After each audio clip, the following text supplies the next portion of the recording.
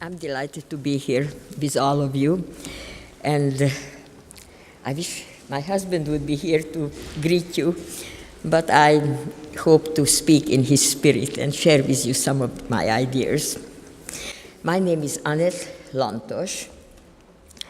I stand before you today as a proud daughter of Hungary, a proud citizen of my adopted country, the United States of America, a very proud wife and lifelong partner of my late husband, Tom Lantos, who brought honor and distinction to both of these great nations, and as someone who is proud to see the Tom Lantos Institute working in such a meaningful way to continue the legacy of my husband. My dear friends, I am now in my 83rd year of life, and I can tell you I have lived long enough to see many things that I never dreamed were possible. As a Holocaust survivor, there were times during the war when I wondered if I would live to see the next day, let alone live long enough to see a new century. But thanks to the heroism of Raoul Wallenberg and the protection of Providence, I was blessed to survive, and in my lifetime, I have witnessed remarkable things. I have lived to see the establishment of the United Nations and the adoption of the Universal Declaration of Human Rights, the landing of a man on the moon, the lowering of the terrible Iron Curtain across Europe, and the remarkable tearing down of that curtain after nearly half a century, the return of the crown of St. Stephen's and the accession of Hungary to NATO, the truly miraculous re-establishment of the State of Israel after 2,000 years, and with its re-establishment, the unbreakable promise that never again will Jewish people find themselves alone, abandoned in the world, with no place of refuge.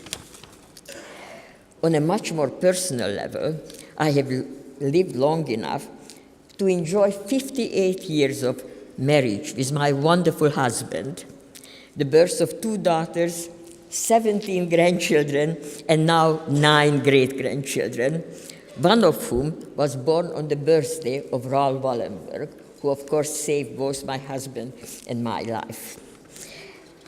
And this grandchild was born on the 99th birthday of Raoul Wallenberg. As you can see, I have much to be thankful for. But not all the things I have seen are positive. One of the things I did not think I would have to live to see in my lifetime is the terrible re-emergence of open, hate-filled anti-Semitism on the very continent where 6 million of my fellow Jews were killed, including my beloved father and my grandparents, right here on the bank of the Danube. I did not think I would live to see the efforts to rehabilitate and whitewash the reputation of historical figures whose embrace of Nazi ideology must forever stain their place in history. I did not think I would see a political figure call for the compilation of a list of Jewish citizens as a means of determining their loyalty to the nation. To say that such developments were deeply troubling would be an understatement. And yet, 2013 most certainly is not 1944. Gathered before me today, I see leaders from many nations, including, most notably, Minister Lapid's son, and hundreds of men and women all sharing the same determination and hope from this unity of purpose among people of goodwill. And I thank you all for being present here today. Over the next 2 days, we will talk, listen, and reason together, seeking to understand why this ancient pathology of hatred has reappeared and how we must respond to it. This is not easy, but it must be done.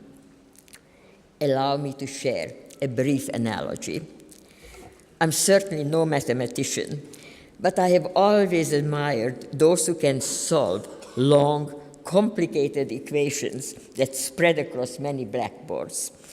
But while I may never be able to solve such mathematical problems, I understand enough to know that if there is a mistake early on in the equation, it doesn't matter how long or hard you work to solve the problem, you will never get the right answer until you go back and fix the mistake. The long history of anti-Semitism in Europe is such an error, one with profound and terrible implication, unless and until nations are willing to do the hard work of fixing this tragic mistake. Things will never be fully right for the people of Europe. It is my hope that this conference will be part of the broad effort to honestly face the past and the present of anti-Semitism in Europe, so that together we can solve the equation and at least and at last build a future based on genuine respect, tolerance, and shared humanity. Thank you.